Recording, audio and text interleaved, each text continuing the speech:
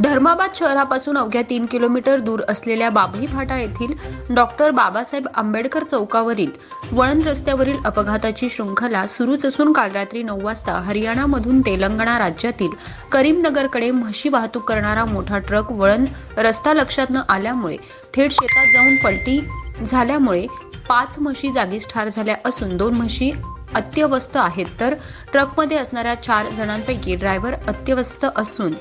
त्याच्यावर ग्रामीण रुग्णालयात धर्माबाद येथे उपचार चालू आहेत। उपरोक्त घटनेच्या पार्श्वभूमीवर वारंवार होणाऱ्या बाभळी फाट्यावरील अपघातास केटी कन्स्ट्रक्शन जबाबदार आहे की मोर्गे कन्स्ट्रक्शन असा प्रश्न नागरिक विचारत असून सार्वजनिक बांधकाम विभागाच्या अधिकाऱ्यांनाही ते धारेवर धरत असून या ठिकाणी रेडियमची दिशा निर्देशक फलक लावण्याची गरजेचं असताना ती न लावण्याची अक्षम्य चूक करण्यात जबाबदार कोण असा प्रश्नही नागरिक विचारत आहेत। जेएस न्यूज महाराष्ट्र विशेष प्रतिनिधी कालिदास अनंतोजी।